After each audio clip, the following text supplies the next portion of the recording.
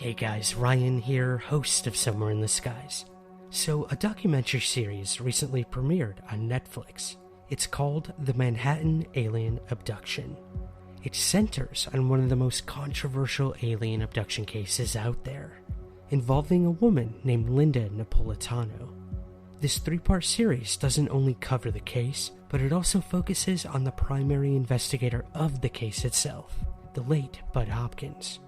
Featured in the series is Linda herself, filmmaker Carol Rainey, and my personal mentor, friend, and colleague, Peter Robbins. Many years ago, I wrote what has become one of my most popular articles I've ever written, and that was on this very case. It was the cover article of the now defunct Open Minds magazine, and it went on to be published in several other countries and in other languages. In the article, I was both open-minded and critical of the case at the time, of which I admittedly still am today. However, both Linda and Peter have taken great issue with how the case, and even how they themselves, were portrayed in this docu-series. And this has unfortunately culminated into a lawsuit in the Supreme Court, currently being filed by Linda and members of the Hopkins family and estate. All this being said, I clearly have a conflict of interest when it comes to this case and those involved. However, I thought this would be a valuable opportunity to share this classic episode and interview with all of you, where I give an overview of the case, and then we hear directly from Peter Robbins. When it comes to this case, my advice, as Peter has often given me, is to read the original book by Budd Hopkins, titled Witness, the True Story of the Brooklyn Bridge UFO Abductions. And I urge you, whether you read the book or watch the docuseries, to just come to your own conclusions. Because if there's anything I've learned from over 20 years of UFO research and almost 400 episodes of the podcast, the truth always lay somewhere in between.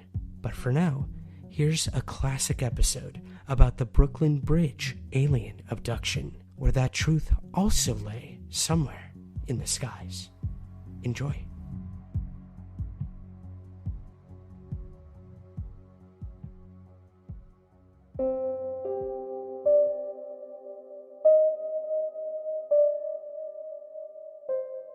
This was the first time I'd ever consciously seen those things. I mean, when I opened up my eyes before I threw that pillow, this thing was standing at the foot of my bed. Do you know what that's like? Well, we put locks on our doors to keep outsiders from coming in. How did that thing get in my apartment? And it was standing there, just standing there staring at me. I was horrified.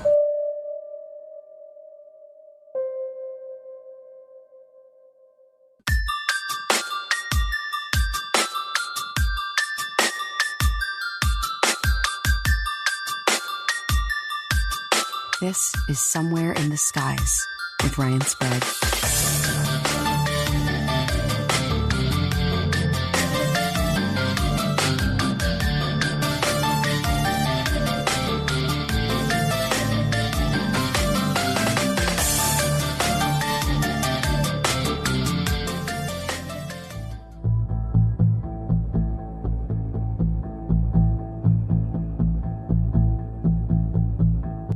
Despite the controversial nature of the UFO phenomenon as a whole, there's one sibling to its enigmatic family that remains the black sheep in the corner: alien abduction. From the strikingly human story of Whitley Strieber in upstate New York, to the mysterious case of Travis Walton in the backwoods of Arizona, abductions have made headlines around the world. Most shrug abduction allegations off with a skeptical shoulder, chalking it up to sleep paralysis, concocted hoaxes, hypnagogic hallucinations, and suppressed memories of childhood trauma. But one man dared to take the phenomenon to heart with a compassion unlike most. That man was Budd Hopkins. Well, the first thing I'd like to say is I have been dealing with the phenomenon for a long time, and I know that when people come back from an abduction experience, very often what they remember is not exactly what happened. It's as if their memories have been altered, played with, whatnot, through some sort of hypnotic means. We don't know what happens. And we know that they have been told certain things sometimes, which is obviously not true, and there's a certain degree of deception. Hopkins encountered many abduction stories that may be explainable as a result of the aforementioned reasons, but some would stick with him as genuine and deeply complex. And in the case of one woman in New York City, the abduction account would change both her life and that of Hopkins forever. Budd Hopkins was coming off the heels of two very successful books concerning his hypnotic regression work with individuals spanning the globe who claimed to have been abducted by beings from other worlds. Missing Time, the publication that would ultimately revolutionize the abduction phenomenon, had instantly become an international sensation. Soon after, he released his second book on the abduction topic, Intruders, The Incredible Visitations at Copley Woods. But in his second book, Hopkins focused more in depth on an individual case concerning Kathy Davis, a multiple abductee who would recall her frightening encounters with small beings who would literally float her out of her bedroom window, take her aboard their craft, and experiment on her. It all began with this photograph. After the publication of his first book on UFO research called Missing, Budd received this picture from Kathy Davis of Indianapolis. Kathy claimed that the circle and strip of dead grass had appeared in her yard after she had seen a UFO in the area, and she wondered if the damage had been caused by a UFO taking off and landing. Oddly, she also mentioned that both she and her mother had similar scars, and neither of them could remember the causes. Her curiosity opened a floodgate of revelations.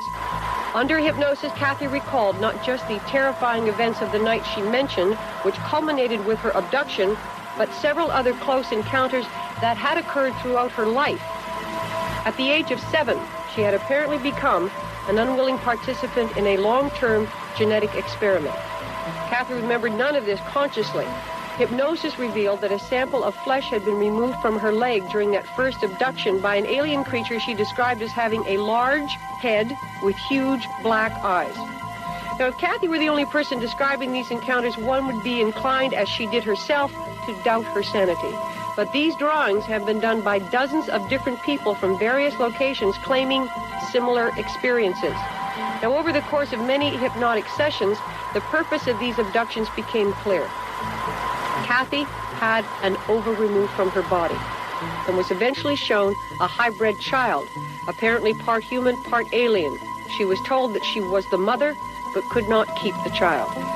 Obviously, this revelation, whether real or imagined, was devastating to Kathy. Kathy's story had a huge impact on others who claimed similar experiences, but none more than that of Linda Napolitano. Napolitano had previously been working with Hopkins on hypnotic regression sessions. She had written Hopkins a letter stating that she had an implant put into her nasal cavity during one of her abductions. The cavity was examined by a physician who insisted that she must have undergone some sort of surgery when she was younger. Napolitano never remembered ever having such surgery, an assertion confirmed by her mother shortly after. Hopkins, a New York City resident, lived only miles from Napolitano, so he decided he would work with her directly, having her attend his abduction support group meetings and checking in with her every now and again. But it was Napolitano who would contact him next, and the story she had to tell would ignite a flame that still remains burning today. It was in the late morning of November 30th, 1989, that Napolitano called Hopkins in a daze and sounded like she was in complete shock. She went on to tell him that she had been abducted earlier that morning. A few days later, she went under regressive hypnosis with Hopkins, and details about the abduction slowly began to trickle in. She remembered literally floating out of her bed and being carried through a solid window of her 12th floor apartment in Lower Manhattan. Colors of blue and white enveloped her eyes as she ascended into a craft that was hovering over her apartment building. 3 small beings accompanied her up to the craft. The beings then began swiftly partaking in what seemed to be a protocol of examinations. She was returned to her bed sometime later. I tried to wake my husband. Eyes still closed, and there was no response from my husband. And that's when I did open my eyes, and I looked straight ahead. and there was this thing, this creature, standing at the foot of my bed. And it was the first time I had ever seen that consciously. I was awake. I hadn't gone to sleep yet. I was saying my prayers. So by this time, my legs were numb. And I sat up in bed, dragging my heavy legs with me, and turned up behind me and threw a pillow, big pillow, that I made.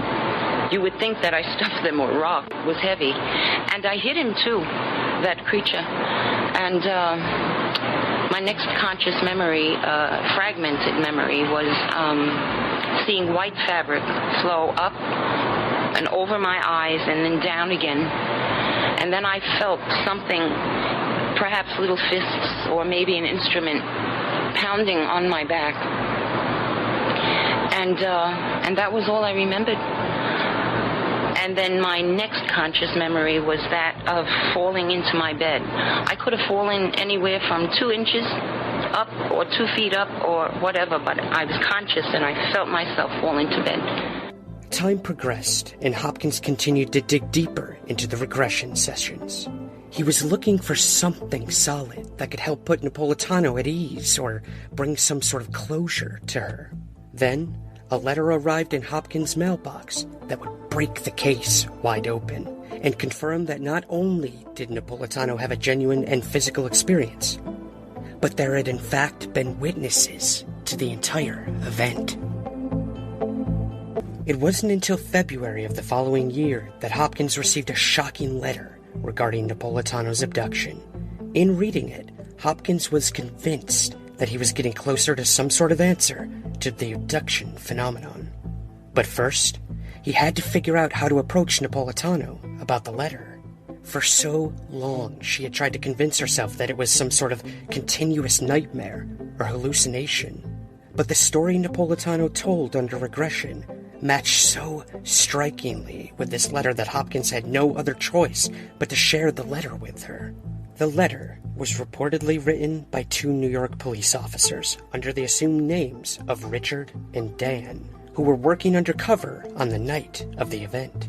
They sat in their car under FDR Drive in Manhattan and watched as a large red object with green lights wrapped around its cylindrical exterior hovered in the dark sky.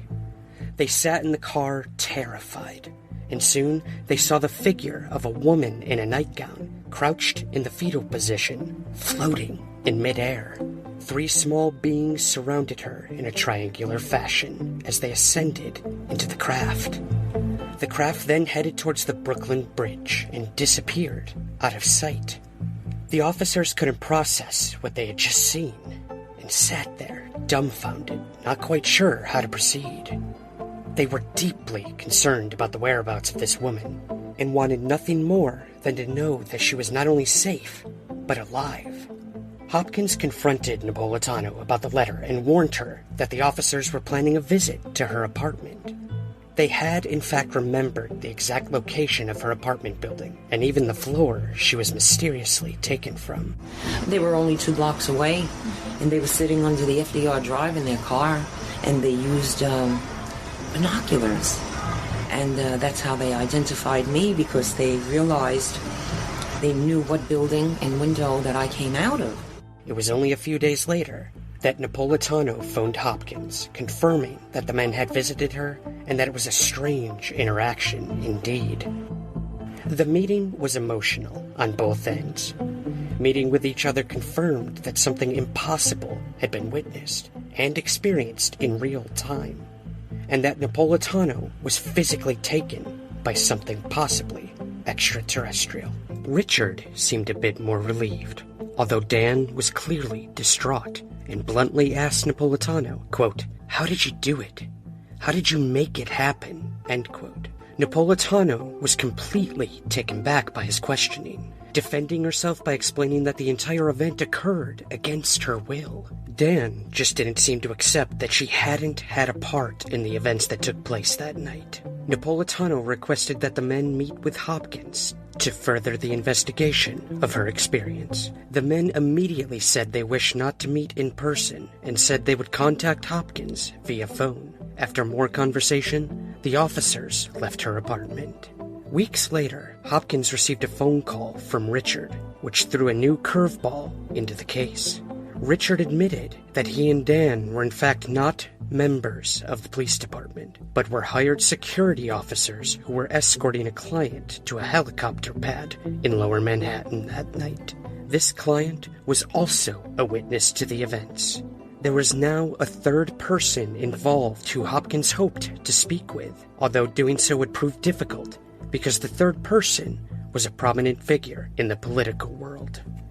It would be some time before the name of this individual was leaked to the public. Hopkins eventually was able to meet with the man who confirmed the story, and after close deduction by many researchers and investigators, the name of the individual was divulged as Javier Perez de Cuellar. I, Javier Perez de Cuellar, solemnly swear to exercise in all loyalty, discretion, and conscience the functions entrusted to me as Secretary General of the United Nations.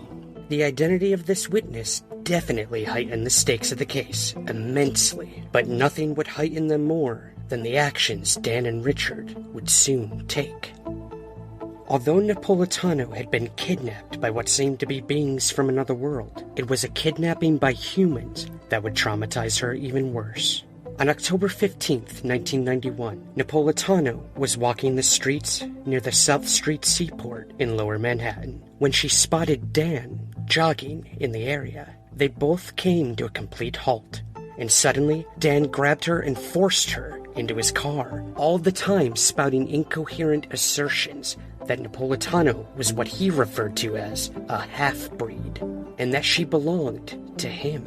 Clearly, Dan had been affected dramatically by the original event, and he was having a complete mental breakdown. Dan began driving, and Napolitano slowly calmed herself down and tried to talk with Dan in a civilized manner, hoping that he would let her go. But Dan had different plans. They drove quietly to Long Island, where Dan would bring her to a beach house near the water. He presented her with a white nightgown and demanded she put it on. After a debate and concerned for her life, Napolitano reluctantly put it on over her clothes. Seeing Napolitano in the white nightgown was confirmation to Dan that it was indeed Napolitano that he had seen floating out of the window that night. As Dan fiddled with a camera to take pictures of her, Napolitano was able to escape. A few photos were taken by Dan of her running away from the beach house. Dan caught up to her and was able to capture her again. The strange behavior of Dan was interrupted when Richard finally arrived, putting things into perspective. He drove Napolitano home and apologized profusely for Dan's odd behavior. Why Napolitano didn't report the incident to the police was beyond comprehension. One can assert that perhaps she felt threatened, having discovered that these men were working with some sort of intelligence agency, and that the police would do very little to help her. Or perhaps she still had hope that some sort of conclusion was inevitable, thus proving that this was all seemingly connected, and all for a reason. Whatever that reason, no one would ever discover. Sometime later, Dan sent Napolitano a letter stating that he was in a mental institution and that he was indeed in love with Napolitano. As if things weren't hard enough for her, she now had a rogue agent of an intelligence agency professing his love for what he claimed was an alien-human hybrid. Napolitano couldn't catch a break until she discovered that Javier Perez de Cuellar wasn't just a witness of her event, but may have been an abductee himself. Napolitano remembers that after her abduction that night, she was returned to her bed. Her husband lay asleep, completely oblivious to the situation. Napolitano would later admit that her husband laid so still that he appeared to be dead. Shortly after the abduction, she went into her son's room, and the same was true for him. He laid there with small breaths, slowly escaping his body. Napolitano put a mirror under his nose just to make sure he was in fact breathing. After confronting her son about the incident, he said that he remembered being comforted by a man while his mother was being examined during the abduction. Hopkins would show over 20 different photos of different men to the boy, and without hesitation, he identified the mysterious man as Javier Perez. Hopkins now believed that this event didn't just involve the abduction of Napolitano, but perhaps multi-abductees. He confronted Javier Perez about this theory, and he would neither confirm nor deny the accusation that he was somehow involved or part of the abduction. That same year, Hopkins received another letter from a retired telephone operator claiming to have been on the bridge on the morning of Napolitano's abduction. She requested anonymity by Hopkins and was given the pseudonym Janet Kimball. Kimball claimed to have been driving on the Brooklyn Bridge when her car stalled and the lights went out. I'm standing at exactly the spot where this very strange event was seen at 3 a.m., really, on November 30th, 1989. A woman was driving from Brooklyn to New York, right down here in the outer lane. Her car engine died, the lights went out, and she looked over to this building, the one in the distance with a little pointed roof, and at that point, she saw a burst of light as a UFO hovering only a few feet above it turned on all of its lights, and then from a window below, small ball-like figures rolled out. They unrolled in the bright light, and there was a woman in the middle with a long white nightgown, and two small figures below her and one above her. And the figures floated up into the UFO, and then the UFO changed its lights, zoomed out across the river and across the bridge and disappeared. And the woman's car lights and engine started back up again. But this is the way it started for her that night. Kimball went on to write that she would never return to New York City again after this experience. She felt compelled to look up Hopkins in the phone book after one of her family members had mentioned his work in abduction research. With the letter she sent him, she included a drawing of what she had witnessed that night. The drawing matched the stories of Napolitano, Richard, Dan, and Javier Perez down to the color of the craft, and the fetal position Napolitano seemed to be stuck in as she disappeared into the craft. After Kimball came forward, other witnesses began trickling in. Hopkins was both excited and completely overwhelmed at this point. With a number of claims, the accusations against Napolitano, and the sheer weight of this event happening, he found it very challenging to decide how to move forward with the case. He decided that there was really only one option, and that was to bring the entire case to the forefront and let the public decide. This decision would become his third book. It was titled Witnessed, the True Story of the Brooklyn Bridge UFO Abductions. It was released in 1997. The book would bring the case to a wider audience and cement Hopkins as the prominent researcher in a field that he had ultimately created. The Brooklyn Bridge abduction case is hard to swallow at first glance, obviously.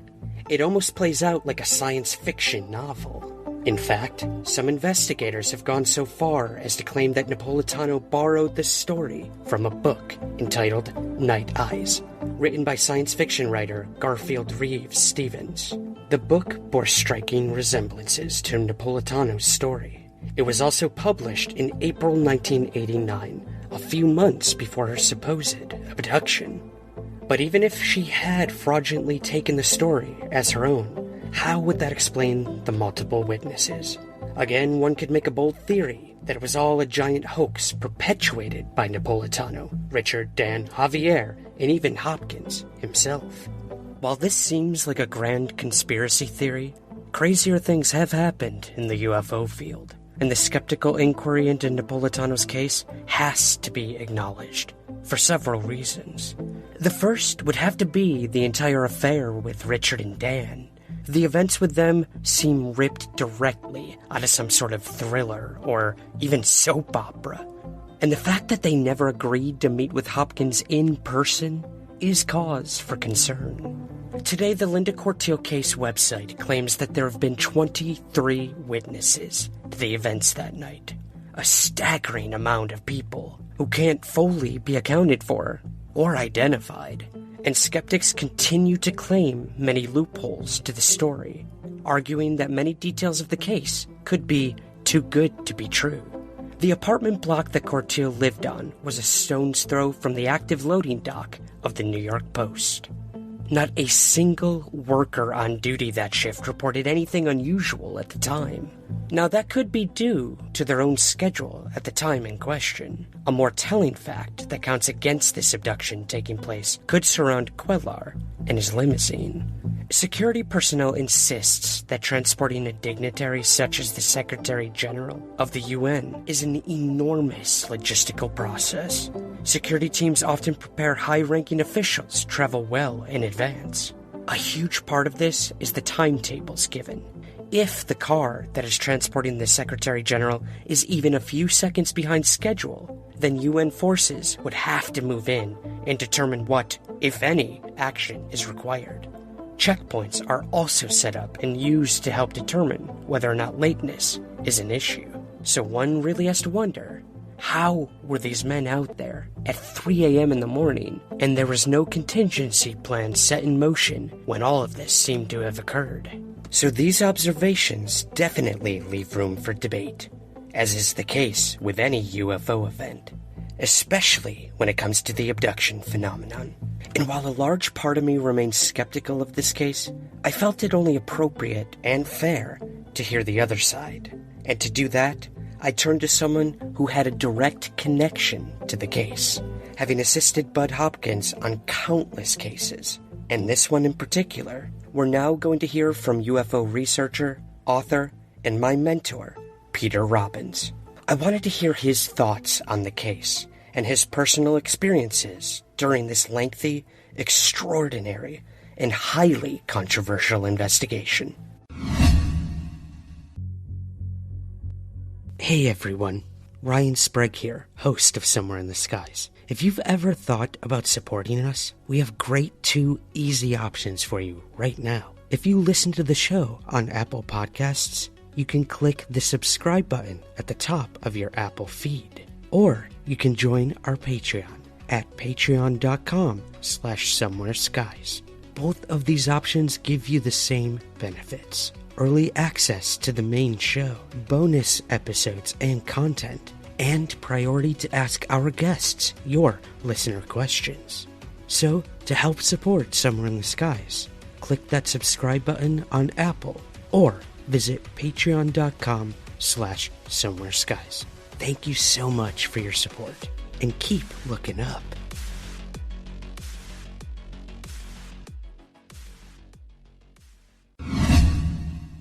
Peter, thank you so much for joining me today. Glad to be back on the show. So, for the past 20 minutes or so, I've sort of gone through a brief overview of the Linda Cortiel case, a pseudonym, I might add, and I wanted to get your personal thoughts on this, Peter. You know, having a close connection to both Budd Hopkins and Linda, I thought no one better to come on and give their personal thoughts about the controversy behind this very hotly debated case out of New York City. So I guess I'll sort of let you take it from here. What is your connection to this case, and what are your overall thoughts on all of this? As certainly some of your listeners know, for many years, I had a good friend named Budd Hopkins, and for many of the 35 years that we were friends, I worked as his assistant. I guess a little backstory is appropriate here. Budd and I met in 1976. I had gotten involved, obsessed with the subject of UFOs the year before, and the following year read an article, a case investigation, in the Village Voice, of all things, a newspaper, legendary New York publication, no longer in print now, but a weekly that never dealt in UFOs. And saw the headline walking by a newsstand, bought it, read it, thought it was about the best investigative work I had read in the year that I had been seeking out information and trying to learn more about the phenomena. The New York art world is a fairly small place in that I remembered the name Budd Hopkins, Budd with 2 Ds, because he had been part of a group show that I had seen as a young painter in New York. And I wondered if it was the same person who had written this brilliant analysis and investigation of a case that the following year MUFON awarded the distinction of being the best case of the year, that of George Obarski. Anyway, to cut to the chase, I cold called him out of the New York phone book, told him I was an artist interested in the subject, that my sister seemed to have had an experience. We had had a sighting together, invited me over for coffee, and we had coffee for the next 35 years. I worked as Budd's assistant throughout the 6 years that he investigated what first became known as the Linda case, and grew quite close to Linda, who I still consider a good friend. I was there pretty much every step of the way as Budd went into detective mode. And I should say here, we bandy about names and cases and investigations in this field, but unless you've really read case investigations by individuals, it's very easy to just, hear bits and pieces, form an opinion based on often not a lot of material, and, then defend that opinion because it's your opinion. And hey, I would have to say in the more than 40 years that I've been involved in this subject, that 6-year-long investigation, which I assisted in and received a lovely credit for in the book, year after year, was by far the most complex, the most fascinating, in many ways the most chilling, and most as human a story as imaginable, but with so many extraordinary aspects that the logical mind is compelled to dismiss it as collectively too far out or too weird or too impossible.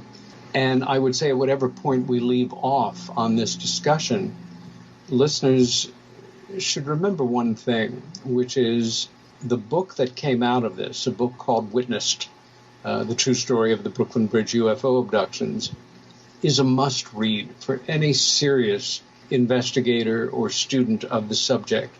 You have a chance to see one of the best people in the field ever conduct a years-long investigation with the skill, objectivity, knowledge, compassion, chutzpah as you've ever experienced in a true story. I was there working with Budd. In one of my capacities at the time was I responded to the mail he received. We're going back now to 1989. And this is 2 years after Budd had published Intruders, a huge international bestseller, certainly by UFO standards. I don't know how many languages it came out in over the years, a seminal investigation. And that, of course, followed his first book, Missing Time, which came out in 81. People wrote to him from all over the world, and this is all pre-digital. And Budd was very old school and insisted that literally every letter be responded to, even with a brief note on our stationery that I signed, or in some cases he did. And he had worked out a simple code for me to follow of symbols to put on the outside of an envelope when I had given him the day's mail after reviewing it. From, a fan letter to X number of stars, that this sounded very compelling and it should be followed up on. Should I do it? Should he do it? And I read this letter from this woman named Linda. Her pseudonym is Corteil. It's another last name. Italian-American, lived in New York City her whole life, talking about concerns that she had. I was there when she first visited, demure, polite, very old-fashioned in many respects, still lived in the same neighborhood down by the Brooklyn Bridge that she had grown up in, and in so many cases, a very regular person of a certain archetype. Catholic, went to church regularly, I expect still does, and the investigation commenced with interviews and ultimately the experience that led her to contact Budd that had happened to her in late November of 1989. When you asked me to come on the show and talk about this a couple of days ago, I thought, sure, I'm familiar with the case and, more familiar than most people are. But I realized when I was asked about it a month or so ago in passing on another show that I'd gotten a date wrong. And when you work from memory, things like that are bound to happen. So I wanted to just reread parts of Witnessed and go through notes I had at the time, monographs that Budd had written on it. And as things developed, the central event became something that obsessed us both. That on the night in question, Linda, who had a lifetime of experiences as classic abductee experiences, was taken from her bedroom on the 12th floor, as I recall, of her apartment, in her nightgown, cold weather out, floated through the plate glass window of their bedroom, her and her husband, who, as always, remained sleeping, as is the way it is. Couples are separated at moments like this, and floated up into a large, glowing, circular shape hanging just above her building. What made this case, to use the dispassionate word, very different than any of her previous experiences was that it was not only witnessed, but multiply witnessed, even though it happened at about 3 a.m. This is Manhattan. As you know, as a adopted Manhattanite, a lot of people work through the night. And what followed after Budd decided to publish a monograph on it and word got out about this particular event, letters started coming in from decidedly different individuals with different addresses, with different handwritings, with different postal cancellations, all of them describing literally the identical phenomenon. Many people's first reactions were, oh my God, they're making a movie. How are they doing this? People seeing what they were seeing from different angles around Lower Manhattan. One memorable witness, a woman who was returning from a friend's retirement party, observed, as a number of people did, this large glowing shape from the Brooklyn Bridge and observed these shapes going up into the disk. It moved away from the building, headed toward the East River, and dived into the East River to emerge further out on Long Island at some discernible time later with 3 other individuals on board as well who witnessed Linda on the beach talking about something that comes up fairly often with abductees, a message basically about the destruction of the environment and the idea that we needed to clean up our act. It's generally interpreted as a logical message from these other intelligences to take care of our planet. In this case, that seemed to be more a pose. Linda, who is a smoker and eats meat and is not particularly caught up in environmental causes, was, I don't even know the right language, controlled to do this in front of these 3 individuals, 2 of them security. For the 3rd individual, who we did not discuss their position or their name, alluded to certain things in the book, but in fact was a man named Perez de Cuellar, who at the time was the Secretary General of the United Nations, and along with security people was downtown at that time for reasons we can only guess at. And we were left to assume that this was to take a person who dealt regularly with world leaders, give them this experience, and perhaps, I'm extrapolating here, the hope being that they might ultimately speak out about it. Perez de Cuellar never did, but the investigation, and this again is almost 5 years, more than 5 years after Linda presented herself to Budd and de Cuellar met in the VIP lounge at O'Hare Airport in Chicago, arranged by a reporter who had an appointment to do an interview with de Cuellar, was aware of this story, a colleague of Budd's, and essentially set up this opportunity for Hopkins to speak with the Secretary General and to present him with information that we sensed that he would appreciate. I remember very well how excited Budd was and the description of the event, because I was working in the office when he returned from, it was either JFK or Newark, having come back from Chicago that afternoon. There are so many tangents on this. A pattern that we observed that came up very strong in this case was that one of the security people was somebody who Linda had a pre-existing relationship with, and not one in the normal sense. She and this individual, Richard, his real name, were brought together repeatedly as children and observed.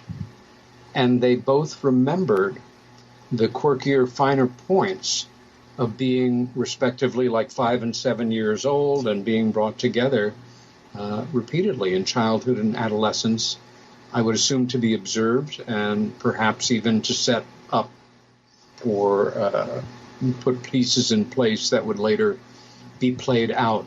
The other security person for the secretary, Dan, was incredibly freaked out by all this. Mm-hmm. These were for part of their career, State Department service personnel, United Nations, an NYPD connection, and trying to put oneself in the place of a regular person in an extraordinary job, going through this experience under these circumstances, we feel led to Dan's having a profound breakdown and being removed from the situation. Richard and Budd began to correspond for quite some time before they would meet with him. Dan literally kidnapped Linda and interrogated her because he was so freaked out and wanted answers that she could not give him. At this point, let me ask you if you have any particular questions that are coming up for you, because, again, the tangents go off here, bearing in mind this was a 6-year-long investigation. And a very detailed book as well. I mean, I did go over the Richard and Dan incidents, the kidnapping, the breakdown, the correspondence with Budd. So I guess, playing off of the Richard and Dan thing a little, Peter. Now, I guess I was unclear in my research of this case. Had Budd actually met face-to-face with these two individuals? I know there were, taped audio that they had sent to Budd at one point. There were letters exchanged. Had he ever met Richard and Dan face-to-face would be my first question. Boy, I'm trying to remember now. I think he did meet with Richard ultimately. Okay. But, I'm not positive. I'd have to double-check that. Mm-hmm, mm-hmm. Yeah, that would be my only question in terms of the discrepancy with the Richard and Dan affair, which, again, is, like you said, is so...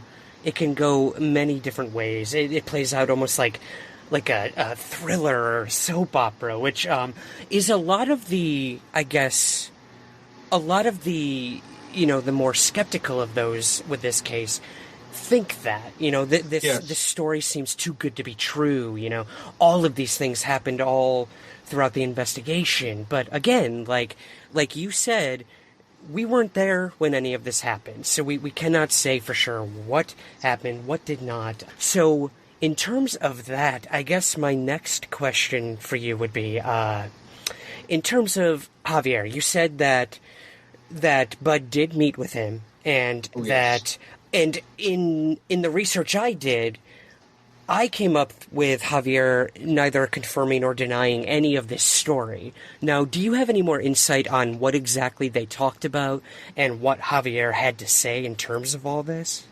Oh, yeah. And again, this is one of the reasons why if I'm on a show and somebody asks me to talk about a case, either that I have an opinion on or was involved in, I will do it and we'll move on. Mm-hmm. This is one of those rare instances where I would say to anybody listening who has questions or whose eyebrows are going up or rubbing their chin rhetorically, read this book.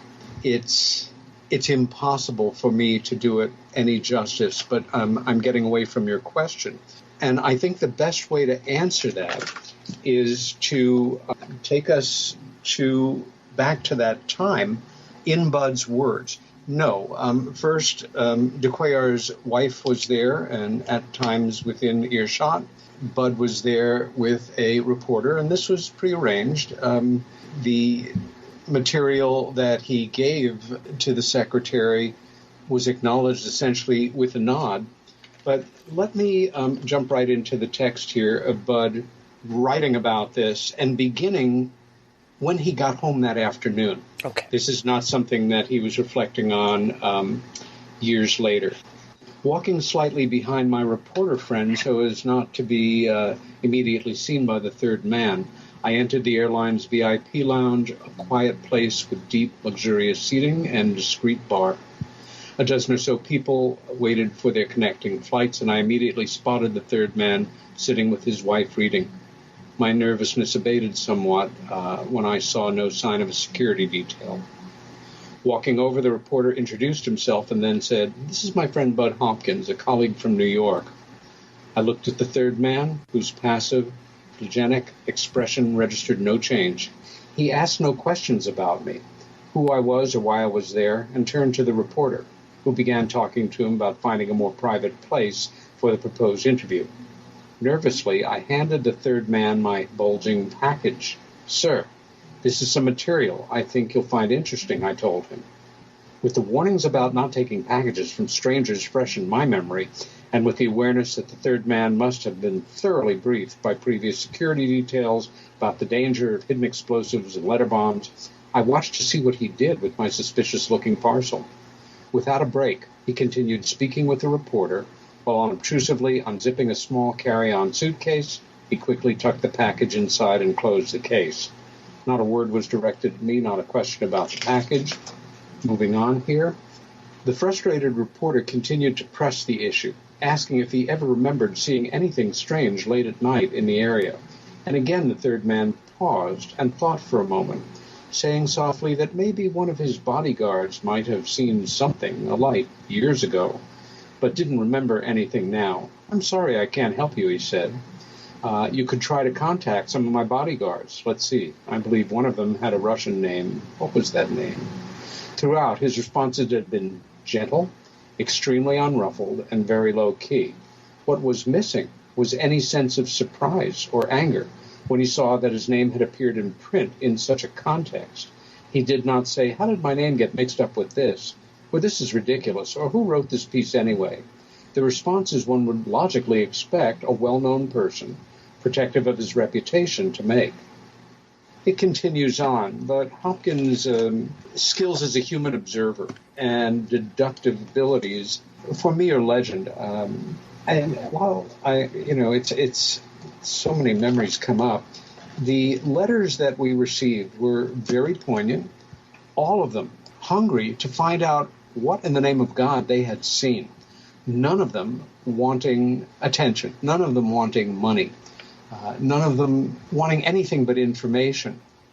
Also, as trained artists, Budd was a very well-known painter in New York. I was an aspiring one. We received drawings in at least half of these letters, most of them by untrained artists. And there's something very poignant, I think you'll agree, about witness-related drawings from regular folks.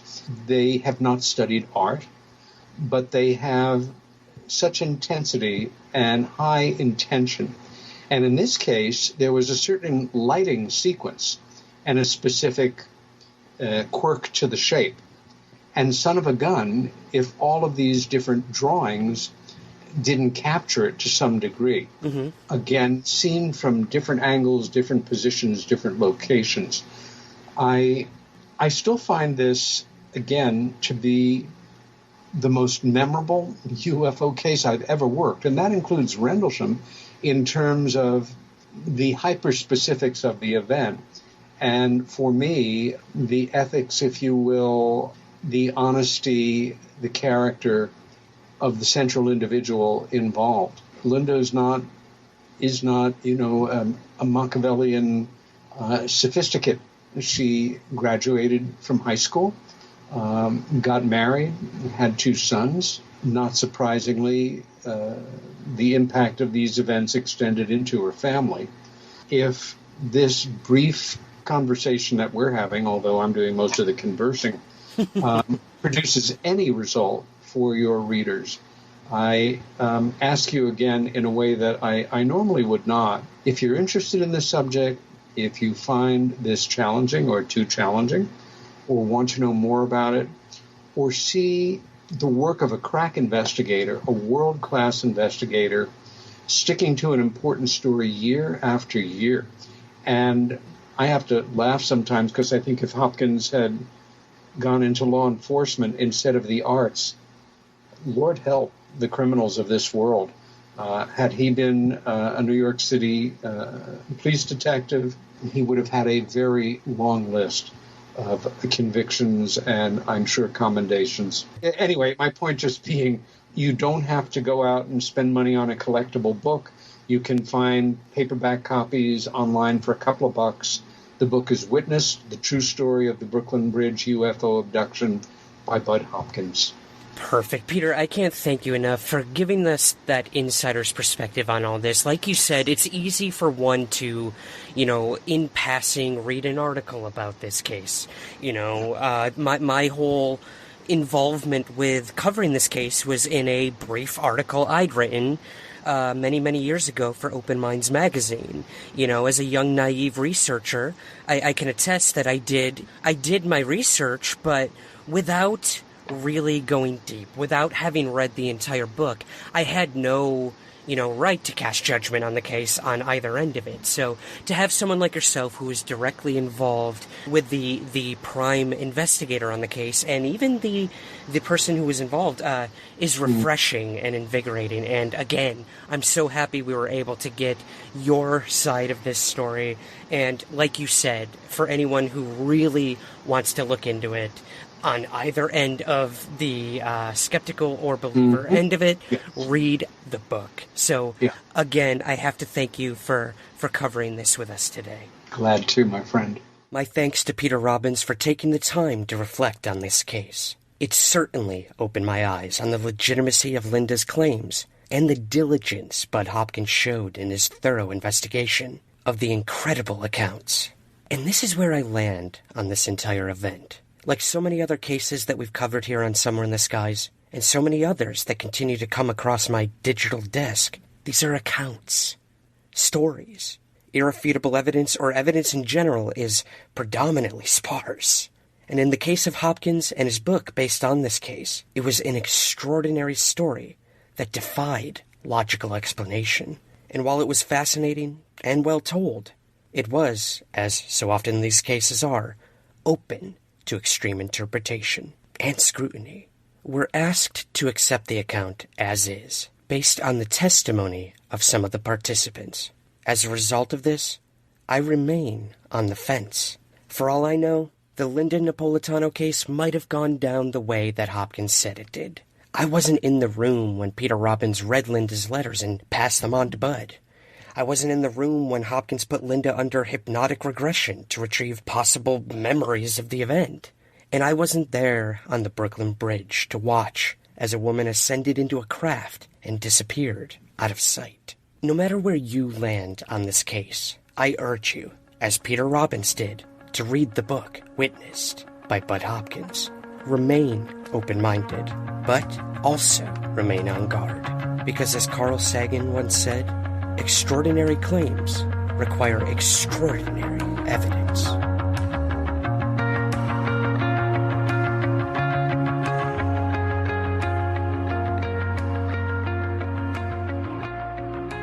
The Somewhere in the Skies podcast is part of the Lionsgate Sound Network.